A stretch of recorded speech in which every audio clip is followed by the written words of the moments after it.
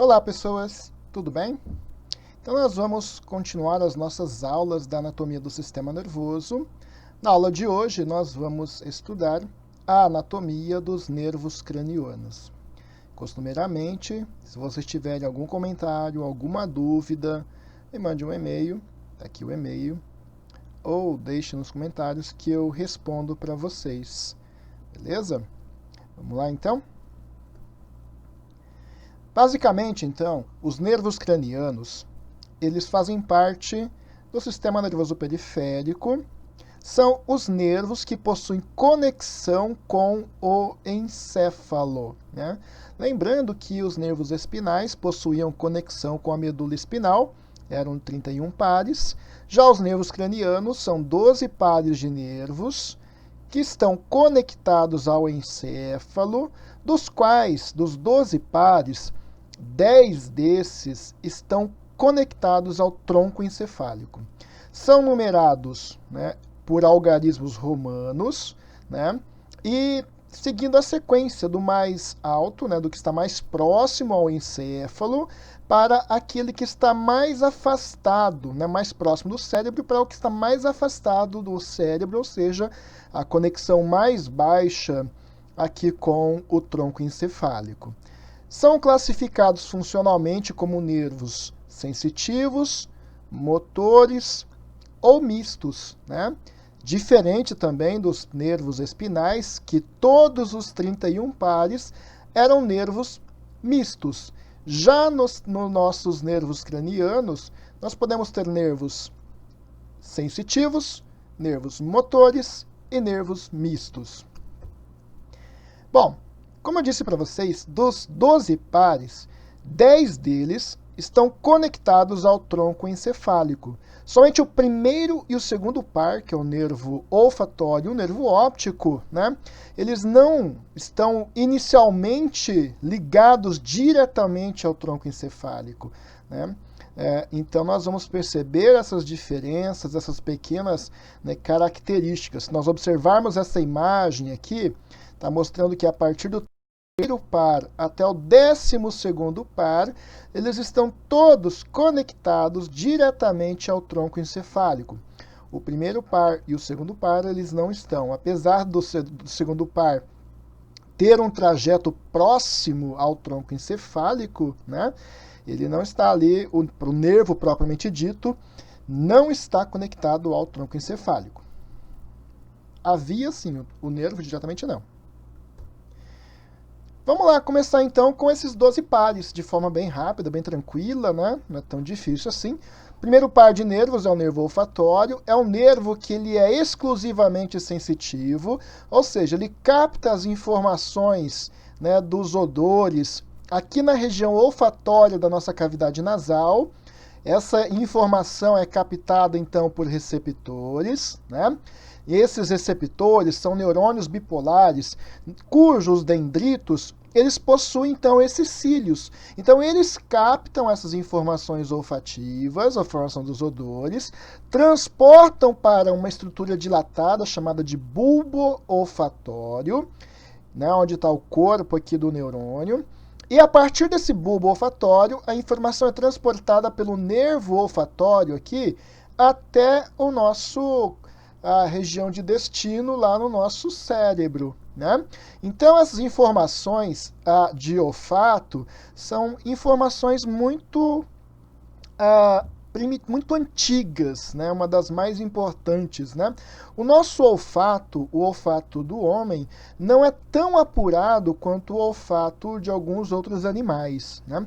Mas nós temos algumas peculiaridades, como, por exemplo, uma memória olfativa, aquele perfume que te chamou a atenção, né, ou o cheiro do café, né, ou mesmo o aroma, né, de uma comida muito marcante que o seu avô, sua avó fez para você. Então, tudo isso estão gravados ali na nossa memória olfativa e evocam, né, situações que podem ser físicas. Por exemplo, quando nós falamos, né, ou pensamos na acidez do limão, né, na acidez, né, do vinagre, então aquilo já gera uma memória que você já sabe qual é a característica dessa substância, né?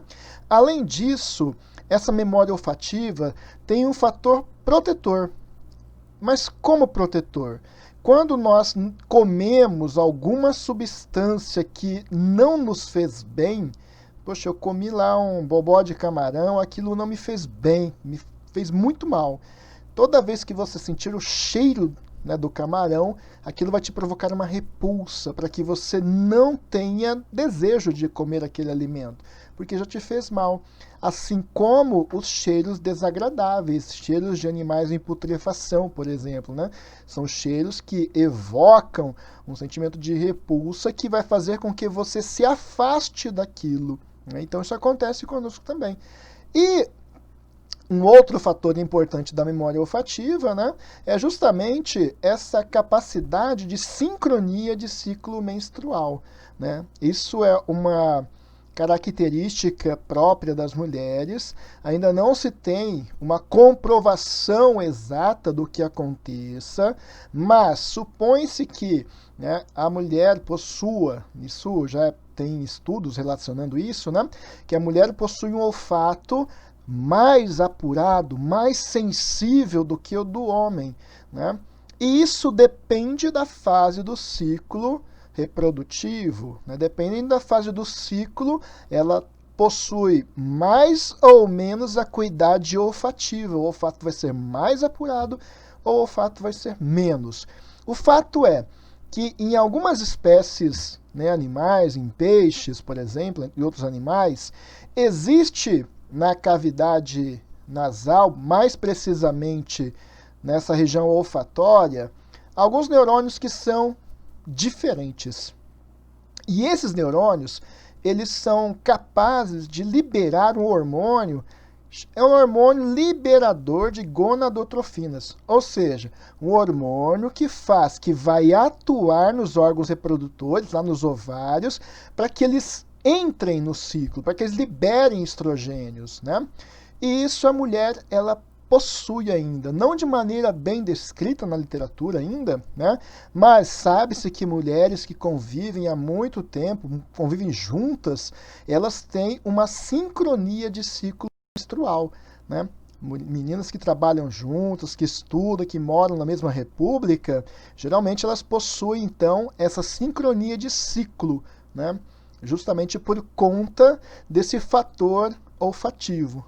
Se você quiser saber mais sobre isso, né, deixe nos comentários, nós podemos discutir mais. Tem muita informação bacana sobre esse assunto, né? Vamos lá. Então aqui nós temos uma observação mais clara desse nervo. Aqui então nosso epitélio olfatório, né? Estou observando aqui o nervo, aqui é o bulbo olfatório. Então esses receptores olfatórios fazem parte daqueles dendritos, né, que são prolongamentos do corpo celular, e nesses dendritos possuem então esses receptores para o olfato. Informação ela é captada e transportada até o nosso córtex, né, olfativo. O segundo par de nervos cranianos é o nervo óptico. Também um nervo sensitivo, né, que recebe as informações das células fotossensíveis da retina, que são as nossas células cone e as nossas células bastonete. Células cone relacionadas com cor e os bastonetes relacionadas com a intensidade luminosa, quantidade de luz disponível no ambiente, né? Então essa informação ela é captada. Essas células cones e bastonetes fazem sinapses com neurônios bipolares que estão aqui na região, né, próxima à retina. Essas informações se agrupam, né, formando então o nosso nervo óptico. Esse nervo óptico ele tem esse trajeto. Em um determinado local existe um cruzamento dessas informações. Esse local é chamado de quiasma óptico. Nesse quiasma óptico, olha aqui, ó, metade medial de cada olho. Então, as informações mediais de cada olho são trocadas. As informações, então, cruzam aqui para gerar, então, a nossa visão binocular, né? O terceiro par de nervos cranianos, o quarto par e o sexto par de nervos. Olha aqui, ó, terceiro, que é o nervo oculomotor, o quarto, que é o nervo troclear, e o sexto par, que é o nervo abducente. Terceiro par, o quarto, que é o nervo troclear, e o sexto par de nervos, que é o nervo abducente. Esses três pares são de nervos motores do olho, ou seja, nervos que vão inervar os músculos extrínsecos do globo ocular para movimentar o nosso olho para todas as direções, né? Então, vejam, terceiro par, nervo oculomotor, quarto par, o troclear, e o sexto par, o nervo abducente. Quando nós, então, passamos para estudar cada um desses nervos, nós vamos observar que o nervo oculomotor, além de movimentar vários músculos extrínsecos do globo ocular, ele ainda controla dois outros músculos. O primeiro deles é o músculo ciliar, que é esse músculo aqui, ó. Esse músculo ciliar, ele é responsável pela acomodação, pelo ajuste da lente. Quando nós pegamos um objeto e aproximamos ele do nosso olho, esse músculo ciliar, ele que vai fazer essa acomodação, esse ajuste, né, da nossa visão para que eu consiga, né, observar nitidamente esse objeto. Um outro músculo que nós temos, né, é o músculo esfíncter da pupila, né? Ele é responsável, então, pela midríase, né? Pela constrição da pupila, tornar a pupila, então, menor. Ou seja, quando eu tenho uma alta incidência de luz, uma claridade muito grande, esse músculo esfíncter da pupila, ele se fecha, ele contrai, para ajustar a quantidade de luz que está entrando, tá? O quarto par é o nervo troclear. Ele é o único dos nervos, né, o único dos pares de nervos cranianos que emerge, que sai da parte posterior do tronco encefálico, logo abaixo aqui dos colículos inferiores, né? E ele vai, então, inervar o músculo reto medial, né? Ele vai fazer com que o olho olhe medialmente, tá? O sexto par de nervos, que é o nervo abducente, né? Ele inerva o músculo reto lateral e faz com que o olho seja direcionado lateralmente. Quando eu olho de canto de olho, é o nervo abducente que controla esse músculo. Então, aqui eu tenho esse olho na linha mediana. Quando eu tenho esse movimento do olho voltado para a lateral, é o nosso nervo abducente. E o olho voltado para medial é o nervo troclear, que está controlando o músculo. Então, a posição neutra, a atuação do nervo abducente e aqui a atuação do nervo troclear. Tudo bem? Então, a mesma situação do nervo abducente e aqui o nervo troclear que está contraindo, que está atuando sobre o músculo e fazendo a sua contração. O nervo trigêmeo é o maior dos pares de nervos cranianos, não é o mais extenso, ele é o maior em tamanho mesmo, né? É um nervo muito grande, ele emerge aqui da ponte e ele recebe esse nome de nervo trigêmeo porque após a sua saída aqui, ele possui um gânglio, que é essa estrutura na qual eu tenho aqui os corpos celulares desses neurônios sensitivos, e ele se divide em três raízes, em três outros nervos, que é o nervo oftálmico, o nervo maxilar e o nervo mandibular. Então, olhando essa imagem, eu tenho o trigêmeo, aqui eu tenho o nervo trigêmeo com o seu gânglio, o gânglio trigeminal. Nesse gânglio trigeminal é onde estão os corpos dos neurônios sensitivos, né? E aí depois eu tenho as 3 raízes, o nervo oftálmico, o nervo maxilar e o nervo mandibular. Vamos ver um por um desses nervos. Então aqui o nervo oftálmico, a raiz V1, o nervo maxilar, a raiz V2, e o nervo mandibular, a raiz V3. O nervo oftálmico é um nervo sensitivo, ele inerva, então ele recebe informações sensitivas do globo ocular, da córnea, da conjuntiva, da pálpebra superior, né, da mucosa que reveste os seios frontal e etimoidal e também a dura mater. Então é um nervo bem importante, né? Se eu tenho um corte aqui na região da pálpebra superior, do supercílio, né? Então, essa informação dolorosa é captada e transportada por esse nervo oftálmico. O nervo maxilar, ele é responsável pela inervação sensitiva de todos os dentes superiores, de toda a gengiva, de todo o palato. Então, toda essa região superior aqui da minha arcada dentária, toda a região maxilar mesmo, área de maçã do rosto, aqui era malar, toda a região de nariz, toda a região aqui de lábio superior, de gengiva, né? Então, essa é a responsabilidade desse nervo maxilar. Além de tudo isso, ele inerva também a mater. Tá? O nervo mandibular, a terceira e última raiz desses nervos, desse trigêmeo, é a única das 3 raízes que é mista, porque uma pequena parcela, menos de 10% dessas fibras são motoras, né? Então, da mesma forma que o maxilar inervava os dentes superiores, o nervo mandibular, ele inerva todos os dentes inferiores, todas as estruturas em volta do dente, a região do mento, aqui a região do queixo, região da bochecha, a parte aqui da bochecha, né?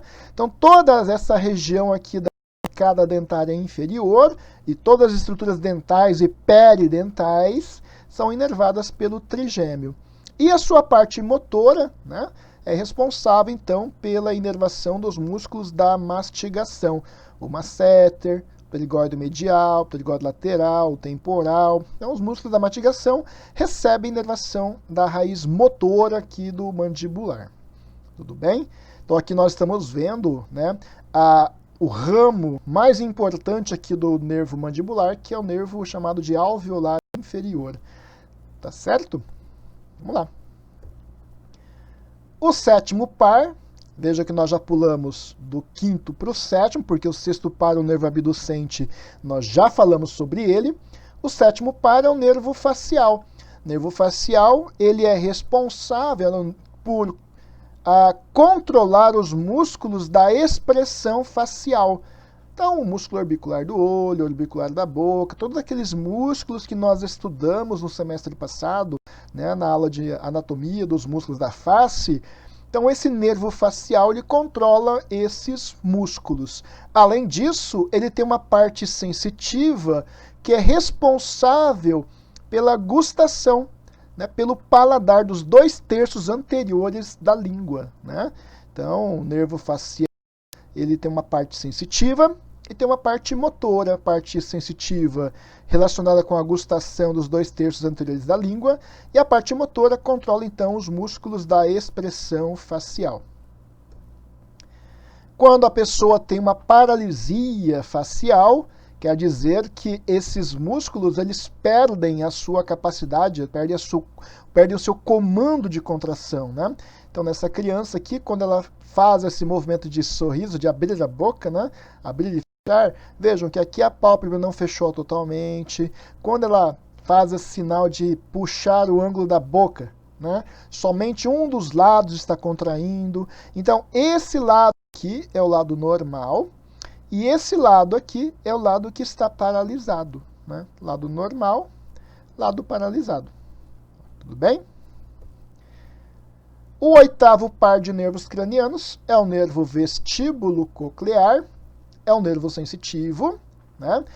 Ele possui 2 porções, uma porção vestibular e uma porção coclear. para onde que esse nervo vai, então, de onde que ele retira as informações sensitivas? Então, essa imagem aqui muito nos mostra, eu tenho aqui a orelha externa, eu tenho aqui o canal auditivo, e aí eu tenho aqui os ossículos da audição, eu tenho aqui a cóclea e aqui o labirinto. Então, a porção vestibular desse nervo vem para o labirinto, que são canais semicirculares. Dentro desses canais existe um líquido chamado de endolinfa. Esse líquido, ele se movimenta à medida que eu movimento ou mudo a posição da cabeça. Então, eu mudo a posição da cabeça, inclino. Então, esse líquido, ele se movimenta, estimula esse nervo vestíbulo-coclear, a sua parte vestibular, e manda informação dizendo, olha, a cabeça mudou de posição, né? Então, ele capta as informações, né, da mudança na posição da cabeça. E com isso, essa parte vestibular, ela auxilia no controle do equilíbrio postural. É aquela situação de que quando você fecha os olhos e uma pessoa começa a puxar você, inclinar o seu corpo, você sente que o seu corpo está inclinando por vários motivos. Um dos motivos são as informações provenientes dessa porção vestibular. E aí vocês já devem pensar assim, né? Quando eu pego uma pessoa e eu rodo essa pessoa numa cadeira, fico rodando, rodando, rodando, rodando. Quando ela para de rodar, nos dá aquela sensação de tontura, né, de que está tudo girando. E por que que isso acontece? Porque esse líquido, essa endolinfa dentro desses canais semicirculares continuam se movimentando, mandando informação, dizendo, olha, a cabeça está mexendo ainda, mas os seus olhos, eles estão vendo que está parado. Então existe uma incoerência de informações, por isso nos dá essa sensação de tontura, de ficar tentando ajustar o equilíbrio. Tá? Então essa é uma informação importante aqui. Já a porção coclear, nessa área redondinha aqui, nessa cóclea eu tenho as células auditivas, né, que captam as ondas mecânicas do som e transformam essa onda mecânica em um estímulo, em um impulso elétrico para mandar lá para o nosso tronco encefálico. Então a porção vestibular relacionada com o equilíbrio, com a postura corporal, e a porção coclear responsável relacionada com a audição. Tudo bem? Vamos lá. O nono par é o nervo glossofaríngeo. Ele sai aqui da região do sulco bulbopontino, descendo aqui, né? Esse nervo, ele é misto, né? Então, ele inerva o terço posterior da língua. Lembram? Nervo facial, a sua parte sensitiva, inervava os 2/3 anteriores da língua. O nervo glossofaríngeo, glosso vem de língua, inerva o terço posterior da língua. Além disso, ele controla os músculos da faringe e ainda a inervação parasimpática da parótida. Parótida é essa glândula que fica em cima aqui da mandíbula que produz saliva. O 10º par é o nervo vago, é um nervo misto, é o mais longo de todos os nervos cranianos. O maior dos nervos era o nosso nervo trigêmeo, maior, em tamanho. O mais longo, aquele que se estende por um maior trajeto, é o nervo vago. Tá? Essencialmente visceral, ele é responsável pela inervação parasimpática de todas as vísceras torácicas e parte das vísceras abdominais, e ainda desencadeia o reflexo da tosse. Tá? A gente vai ver mais sobre ele depois. O nervo acessório, o 11º par de nervos cranianos, tem duas raízes. Uma raiz craniana, que se une ao nervo vago e auxilia o nervo vago nas suas funções. E uma raiz espinal, que é espinhal, tá? Desculpem. É uma raiz espinal, que é essa daqui, que inerva o músculo esternocleidomastoideo e o trapézio. Tá?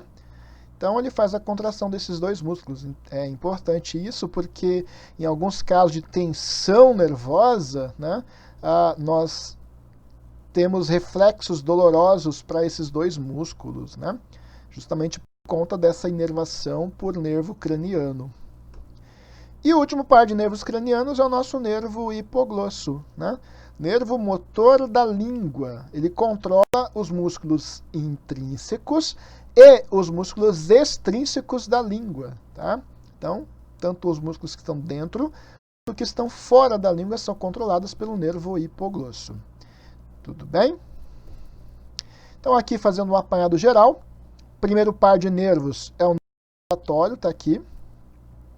Segundo par de nervos, o nervo óptico. Aqui na junção dos dois nervos ópticos eu tenho o quiasma óptico. Aqui eu tenho o nervo óculo-motor, o nervo troclear, o nervo trigêmeo, o nervo abducente, o nervo facial, o nervo vestíbulo coclear, o nervo glossofaríngeo. Então, aqui eu tenho o abducente, o facial, o vestíbulo coclear, o glossofaríngeo, o nervo vago, o nervo acessório, e aqui o nervo hipoglosso. Estaria entre a oliva e a pirâmide. Tudo bem? Espero que vocês tenham gostado da nossa aula. Eu vou deixar também o link para que vocês assistam a nossa aula prática de nervos cranianos. Se ficaram com dúvidas, tiverem algum comentários, me mande um e-mail ou deixe nos próprios comentários que eu respondo para vocês. Uma excelente semana, uma boa aula para vocês e até a próxima!